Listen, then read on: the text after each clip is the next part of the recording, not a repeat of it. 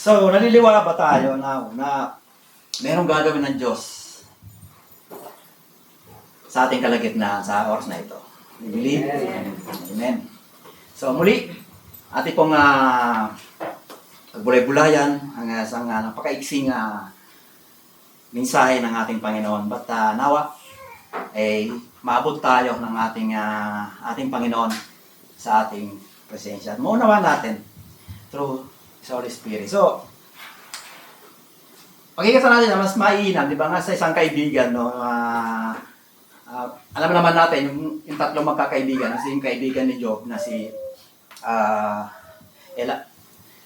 Eliphaz, sabi nga si Bildad o si Zophar, na meron din naman up and down ang mga buhay ng mga kaibigan ni Job na to. So, alam naman natin story, at ang purpose nga lang naman na Eliphaz, yung hikayatin si Job.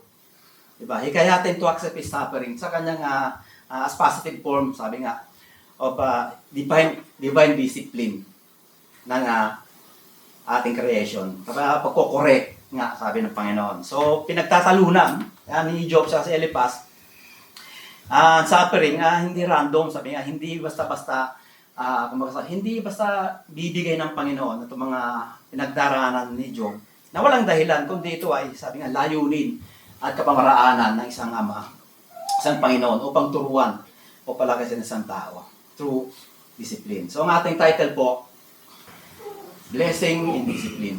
Ayan. Title pa lang natin, blessing na. So, alam natin na pagpapala ulit. Magagandang topic to, blessing to. Di ba? Pero parang mayroon tayong konting problema dun sa discipline. Pagdating sa disiplina. Diba ba? So, ano nga ba ang discipline? Discipline, blessing. Ano nga ba ang blessing na sinasabi? Sabi nga, pagpalain nga, di ba? Sabi ng Panginoon.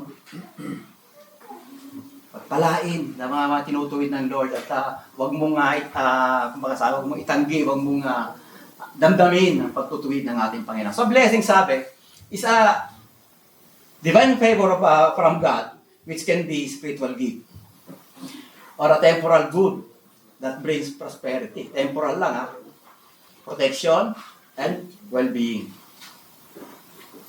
Well, next is come from loving God to guide. Sabi, to guide believers toward spiritual growth. Ang blessing, producing righteousness, peace, and maturity. So, isa pa, sabi nga, blessing are not always material. Yes, alam po natin yan. It can be include spiritual benefits, flourishing, and closeness to God. So, ayan po ang blessing, sinasabi ng sa Biblia. So, nakikita po natin na may dalawang klase ang pagpapala na from Almighty. Sabi nga, yung main blessing at yung greatest blessing, makikita po natin. Which can be, sabi nga, spiritual gift at temporal goods and brings prosperity, sabi, protection and well-being. Main blessing, sabi nga, it is yung temporary. Walang masama dun sa mga ini-enjoy natin na magaling sa Diyos, na mga blessing, mga temporal na yan. At dapat, siyempre, of course, ipagpasalamat po natin yan. At isa pa, ang blessing that comes from God is to guide believer towards a spiritual growth. Dapat ginag-guide ka pala ng blessing para lumago sa spiritual. Sabi nga, nagdudulot ng righteousness, peace, and maturity. Yan po, itong blessing. And that is the greatest blessing from above, spiritual growth. Diba? Blessings, sabi, are not always material also. Can be conclude spiritual benefits, flourishing and closeness to God. Ito na napakagandang blessing. Minsan kasi ito yung, naisip ba natin, sabi nga, yung spiritual benefits, nagpo-flourish, sabi yung closeness to God. Diba? Minsan isipin din natin, o tatanungin natin ang ating sarili, mula ba nung naisip natin, kung ano ba nung mga na-achieve ko sa buhay na to? Kung ano ba yung mga tinatangkili ko sa ngayon? Mga ini-enjoy ko na to? Ito ba yung mga bagay na ito ba yung naglalapit sa akin sa Diyos? Ito ba yung nagpapamature sa akin? Sabi nga, mula ba nung nakatrabaho ako, humiling ako trabaho, binigyan naman ako, then ito nga ba? Ang nagpalapit sa akin sa ating Panginoon, yung mga blessing na to, na tinuturing kong pagpapala ng ating Panginoon, ito ba nagpapalapit? O inilalayo ako ng trabaho ito. Diba? Mula pa nung sabi niya, mula pa napasama ako sa mga kaibigan ko na to, sa mga grupong ito ba yung nagpapamature sa akin yung grupo na to? O hindi? Diba? Sa mga single, mula bang nagkaroon ako ng kasintahan, napapalit ba ako sa Diyos mula nung nagkaroon ako na ibinigay sa akin ng Panginoon? Ito ba talagang blessing natin, Panginoon? Lumapit ba ako sa Diyos o napalayo? Tanong natin ating sarili sa atin. Flourish ba ako? Hindi masamang hindi masamang mangarap. Lahat tayo may kanya-kanyang pangarap. Diba? Magkaroon ng bahay, magkaroon ng sasakyan, trabaho, kaibigan, magkaroon ng mga minamahal, kasintahan. Ang tanong, ginagayad ba tayo towards spiritual growth sa ating mga pangarap na to? Ilalapit ba tayo sa ating Panginoon? So the main blessing ni Job, sabi nga si Job, ang kanyang main blessing na tanggap is God restore, sabi nga, his life, giving him twice. Dinobli pa nga yung kanyang mga nawala sa kanya. Di ba? Yung mga nawala sa kanya, dinobli ng ating Panginoon yun. Yan ang main blessing ni Job. But the greatest blessing ni Job, which is what's deeper, more intimate, sabi nga, knowledge of God. Nang dahil doon, sa nawala, bumalik sa kanya, yun na naging way na para maging intimate siya sa ating Panginoon.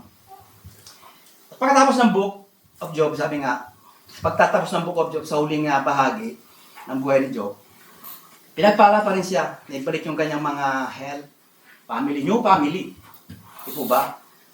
Mga magagandang mga anak, mga matitigas na mga kanyang anak na lalaki, yung mga livestock niya na doble. Ang pinaka maganda rito, yung buhay niya nadagdagan pa 140 years. Diba, isipin ko natin, hindi pa tayo nakakalahati. And then yung 140 years na, isipin niyo kung ginugugol ni Job yung buhay niya na sa ating Panginoon. Nakita pa niya, sa ganong edad, nakita pa niya yung kaapo-apuhan niya in fourth generation. Diba? Ngayon pa man, sabi niya, the greatest blessing was Job, profound spiritual growth, and his closer relationship with God. Malalim ang pagkakilala niya sa ating Panginoon, sa relasyon. Doon lumalim ang pagiging relasyon ni Job sa Panginoon. Yung deeper, sabi ang knowledge of God. Yung kanyang suffering, sabi nga, isang part of the discipline of the Lord is suffering. Nakapaloob doon sa discipline yung suffering to let him a deeper understanding of God's power. Diba?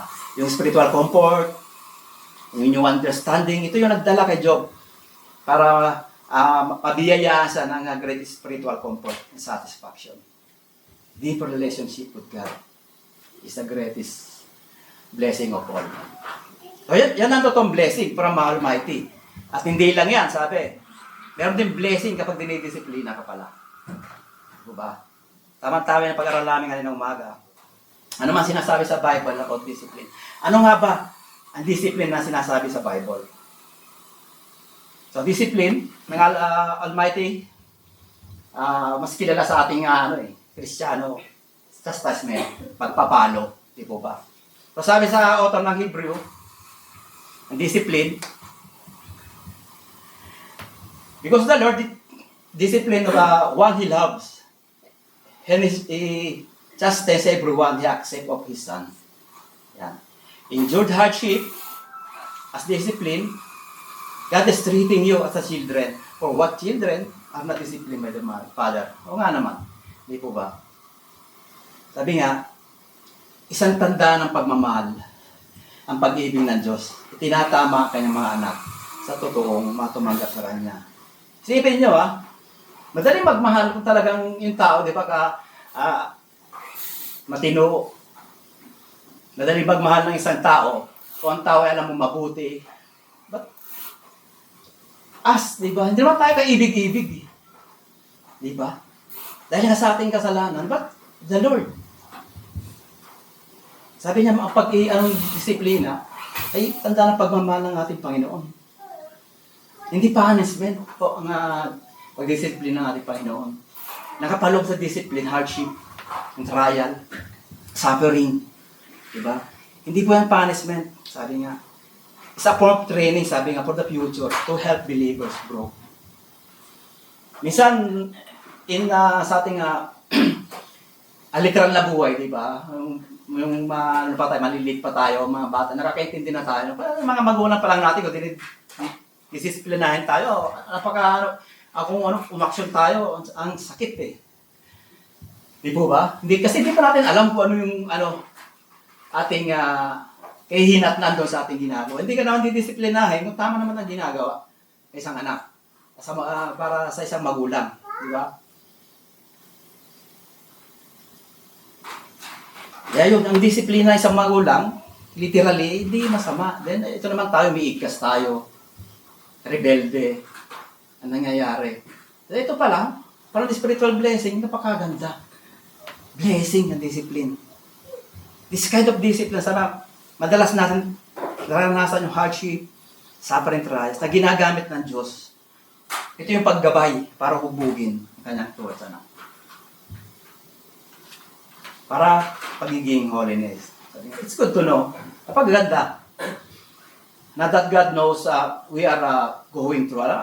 Papaganda na alam pala ng Diyos. Kaya alam na alam niya kung saan tayo pupunta. Ibig sabihin, kung ano man ang pinagdaraan natin, alam ng Diyos yan. He knows your suffering. And He knows your poverty. Kung paano ka maghihirap, kung paano ka nawawalan. Kaya sabi ng Diyos, huwag ka mag-alala. Huwag kang mangamba about your suffer.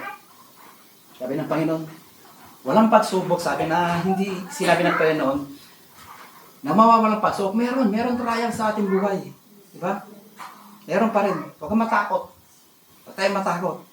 Sabi faithful lang. Sabi, even to the point of death, huwag kang bibitaw sa mga suffering na to.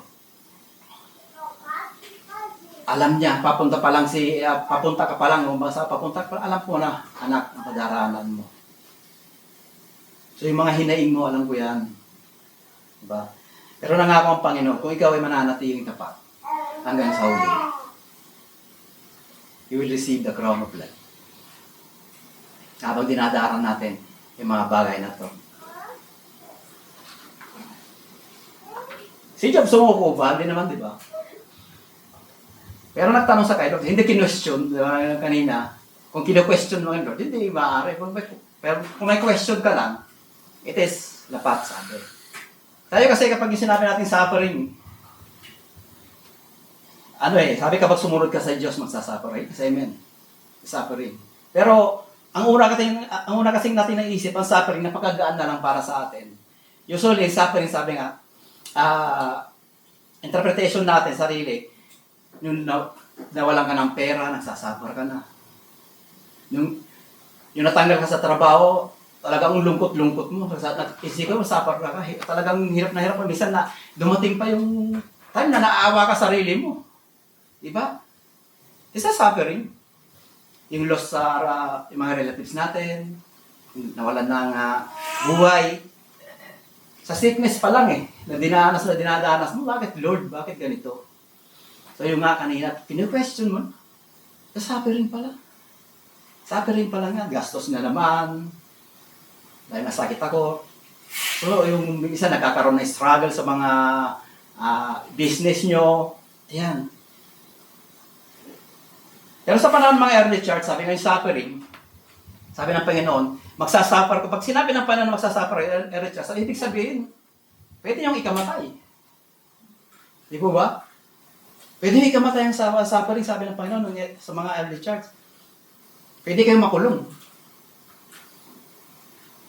Pwede kayong parusahan, pero pwede kayong persecute. Dahil sa akin, naranasan na ba natin suffering na sinasabi ng Lord? Wala. Napakabahaba ng suffering natin. Yung wala na walang ka ng signal talagang galit na galit ka. Ito. Di ba nagsabad ka na? Yun ang hindi ka nakapaglaban ng araw na yun kasi schedule mo Hindi na nakapaglaban. Ay, bukas, ang dami na namang labahan ito. Hirap na hirap ng buhay. Di ba? Ano pa yung suffering sa atin? Sabi ng Diyos, kung talagang susundin mo, pwede mo ikamatay. Di ba? But Lord, sabi, kaya na. It's a part of my discipline. Yung mga pain na yan, charge to me.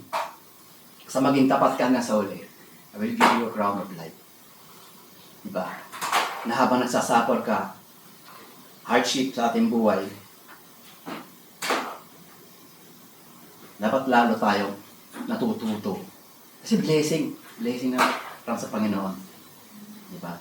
So, paano natin malalaman? Sabi nga yung dinidisiplina na para tayo ng Lord. Diba? Ang pagdidisiplina ng Lord, sabi nga madalas, diba? Kasi, as a Christian, sabi nga, dapat hindi naisip natin, ano to yung akala mo pinaparusahan ka. Like Job. Akala mo pinaparusahan ka ng Diyos. Pero yung pala, tinutuwid ka lang. Tinutuwid ka sa mga hardship mo, sa mga ailments, brokenness. Pero, habang dinaranas natin to, while be painful, habang yung sakit na to, pagka na-overcome natin ito mga kapatid, this is for our benefits. Tayo magbe-benefits mga kapatid. Hindi naman ang Diyos. Ang Diyos wala tayong dapat pagmalaki. Di ba? At kailangan masabi nga, yung malaman din natin, difference ng suffering saka yung punishment. Sabi nga, discipline comes from the place of God's love. While punishment is a matter of justice. Dapat ihiwalay natin yan. Ano yung punishment? Kumbaga suffering, sabi nga, like Job, si Job nagsasuffer, walang ginawang kasalanan. Then ikaw, kapag may nagawang kasalanan, dinaranas mo to, it is punishment. Kasalanan ka eh. Di ba? Yung suffering, yung okay naman ang ginagawa mo, matuwid ka naman din, bakit dinaranas mo to? Yung suffering. Hindi mo sabihin hindi natin pwedeng sabihin na nagagawa tayo ng kasalanan, then dumaranas ka na ganito. Hindi, punishment. Kasi kay kasalanan ka, pinapalo ka ng Panginoon. Pero ka mali. Diba ba? So do not despise yung discipline ng Almighty God. Huwag natin, sabi nga, huwag kang damdamin ang pagpapalo ng ating Panginoon. Accept hardship and trial suffering. Meron tayong pagpapala na makukuha sa mga bagay na to. Sabi, even David nga, sabi, di ba? Even si David, sabi sa Psalms, accept suffering, sabi nga, accept suffering of the discipline of God Almighty. Next po. Even David, nadaranas yan. Diba? Sabi yan sa Psalms 19, 67, 68, sabi, di pa raw I was afflicted, I went astray, but now I obey your words. Diba? No, hindi mo pa ako, sabi nga, hindi mo pa ako pinaparusahan, may pinaparusahan, disiplina ng Lord. Ako'y lumayo sa iyo, ngunit ngayon, sinusunod ko na ang iyo. Sabi nga yung salita. Diba? Pinadaan sa hirap, sa mga pagsubok, sakit. Sabi nga, hindi pwede na walang dahilan yan, kundi yung ipagtutuwid, sabi nga, na may layunin. Akala natin pinaparusahan ka na. Ng Panginoon, tinuturuan ka pala. Like David. Hindi naman ginusto ng Panginoon, sabi na masaktan tayo eh. Tayo lang nag-iisip na nasasaktan tayo. Kasi yung kaisipan nga natin, hindi natin, kaisipan ng Panginoon, hindi abot na ating kaisipan. Nasasaktan ka lang dahil sa sarili nating intensyon. But the Lord, ayaw na masaktan ka ng mga anak. Ang gusto lang ng Panginoon na magising ka. Ginigising ka lang. Habang gumigising ka, nasasaktan ka. That's a pain sa ating buhay. Akala mo masakit. This is masakit nga, literal. But the Lord, hindi intention ng Lord masaktan ka. Diba? Depende lang kung sa pagtanggap natin. Kung paano, Lord, disiplina ba to o punishment? Sa aking buhay. Walang gusto ng Lord matuto ka. Through discipline is discipline. Kasi minsan, amin na natin sa hindi naman tayo lumalago sa comfort ng Diyos eh. Diba ba? Habang pinagpapala ka, lalo kang lumalayo eh.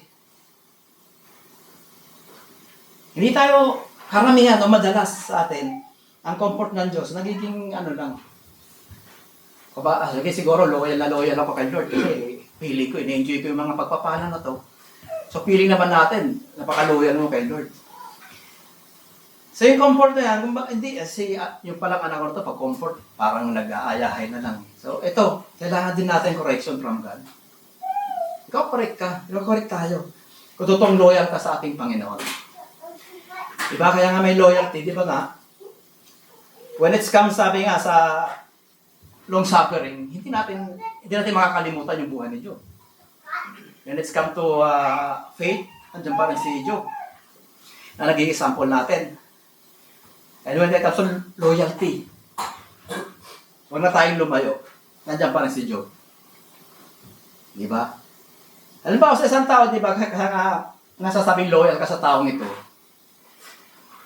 Sabi na natin sa mga napapanood natin sa social media. Siyempre, yung mga loyalist ni Marcos, sabi nga, ating presidente. Di ba?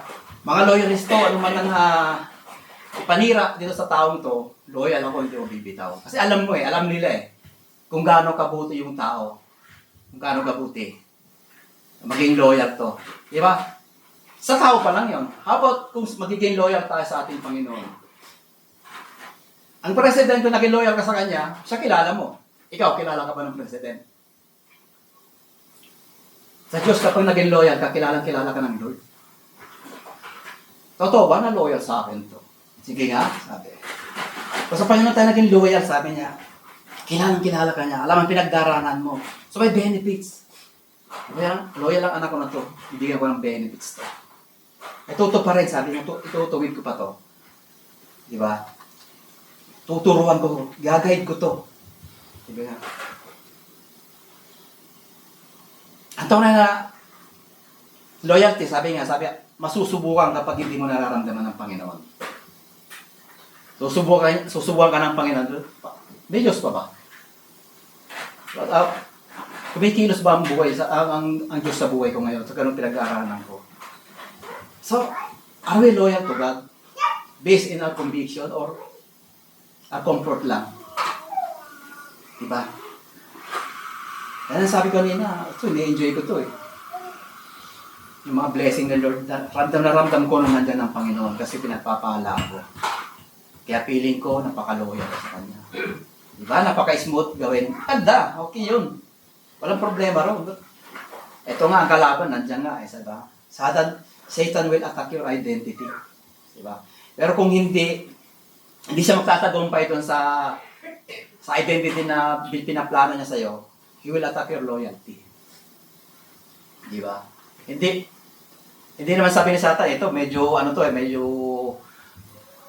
mahina-hina to Sa pananampalataya ito, masubukan ko to. Diba? Hindi niya alam. Natapos na disiplina ka ng Panginoon. So, babagsak uli siya. Sa iyong identity, akala lang niya yun. Na makakaisa siya. Pero then, hindi susuko rin sa Satan. Ito na ngayon, susubukan ka ng kung paano ka katapat sa ating Panginoon. Sometimes, sabi nga, yung atake pag habang inatake ka ng kalaban sa yung loyalty, Satan niya, sabi nga, magpo-propose. Sige nga, susubukan mo ito. Diba? Tanggalin mo nga yung lahat sa kanya at tignan natin kung loyal pa sa sa'yo. Diba yung conversation ng Lord sa kasi Job? Kapag tinanggal ko kaya yan, sabi nga, sige nga kung magpupuri pa sa'yo yan. Sige nga kung aawit pa ng kung kaya pa yung awitin yung Jehovah will provide yan kapag inalisan ko ng yaman yan.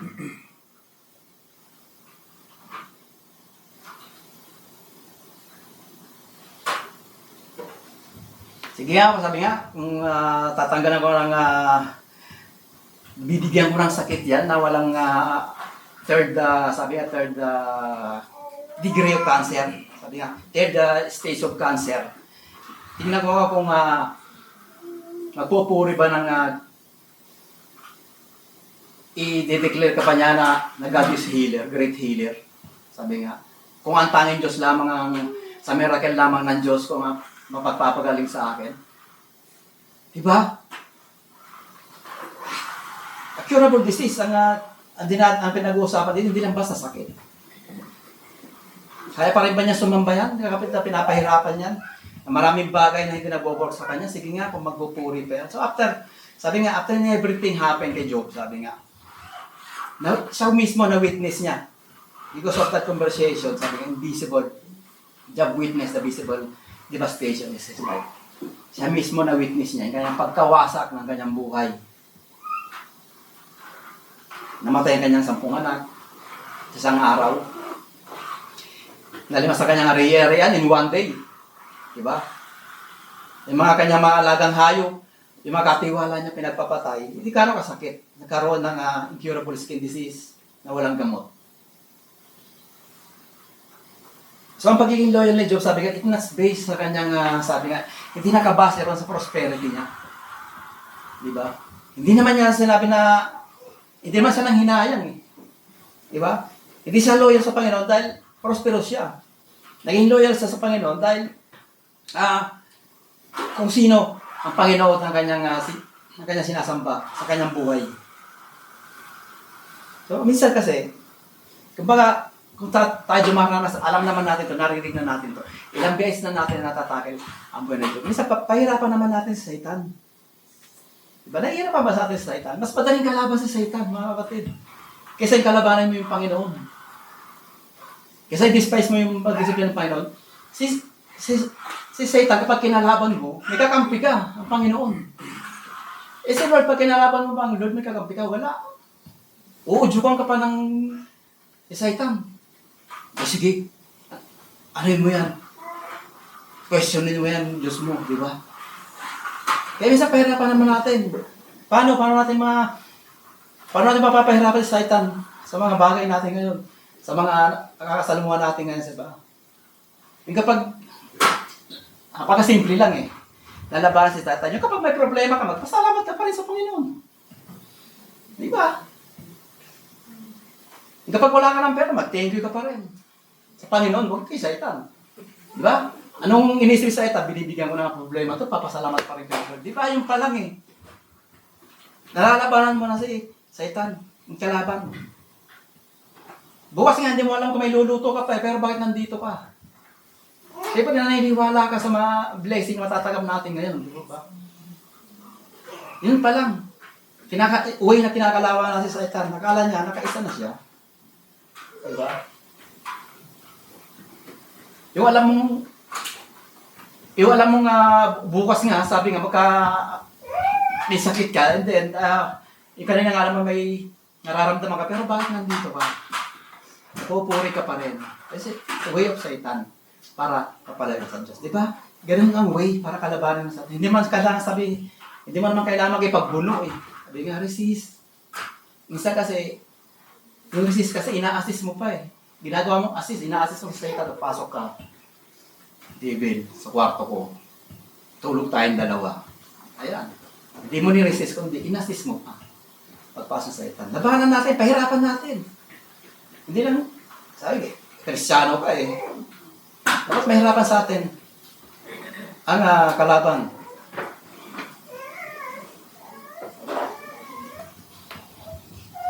Pinapadala ka ng problema, sabi nga sakit. Hindi tayo magtitiwala, sabi nga kailangan magtiwala tayo sa Panginoon, sabi. Magkakamali si Satan. Anak ako ng Diyos. Declare natin kay Satan, anak ako ng Diyos, uy. No? Sa palagay ng Satan, no? Sa mga ginagawa niyang mga deception, distraction, discouragement,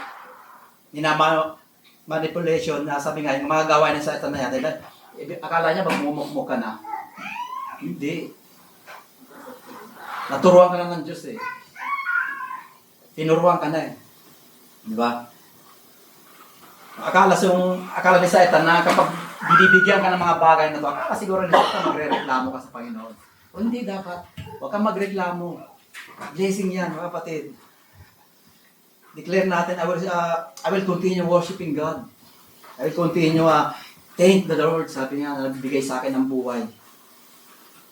Yung situation, ano man situation na nasa akin. Di ba? Ngayon nga, sabi David nga dyan, teach me your decrees. Ano pa tinuturo? Turo mo sa akin, Lord, ganun. Sabi nga, you are good, napakabuti mo. Even David, naranasan ng mga bagay na yan. Ituro mo pa, kumbaga sa ano. Meron ba, aim pa tayo, ano pa dapat ituro sa ating Panginoon? Dapat dumaranas tayo. Sabi nga, Kaya, narapat I will start to be thankful, thanks to the Lord. Yung mga pagkakataon yan, kung mga now, yung mga bagay lang ng mga iniisip natin sa ngayon, napaka-easy pa lang yung mga kapatid. Tanggapin natin ang discipline. Huwag natin despise ang ating disiplina ng ating Panginoon. So, sa conclusion po,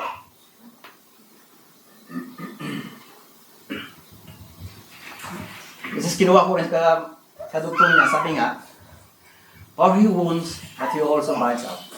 He endures, but his hands also heal. Di ba? Kaya kung dumaranas tayo sa mga sitwasyon ng suffering, now, bago mo nang itanong kung kailan matatapos yung suffering na dinaras natin. Ito ang dapat natin itanong kay Lord. Anong gusto mong ituro sa akin dito, Lord? Anong gusto mong ituwid sa akin dito? Kaya hugutin natin. Hugutin natin yung wisdom sa pain. Habang dinaranas man yung pain natin, matututo tayo sa pinagdaraan natin. Because if we always escape yung pain, kung lagi natin dinadaya yung sakit, kung lagi natin tinatakasan yung mga sakit na yan, sa disiplina ng ating Panginoon, you miss a point of process. Nakakalimutan natin na pinaprocess sa ating Panginoon. Sabi nga, remember your wounds can either make you better or wiser. Yung sakit na yan, yung mga sugat na yan, depende kung anong kahihinat ng isang Kristiyano. Ikaw ba'y tumatatag? O bumapagsak? Because sinabi ng Panginoon pangako, binigyan ka ng sugat, siya rin magpapagaling. Diba? Tandaan mo, sabi nga, in God's hand, everything wounds become wisdom. Every discipline becomes blessing. Diba? Kaya, isipin natin, ang disiplina, ang mga suffering, isipin natin, hindi malas po yan. Kasi, the same time, walang malas sa Bible. Di ba natin turing na malas yan? It's a blessing. Walang malas na Kristiyano. Kundi, ang lahat ng Kristiyano ay pinagpala.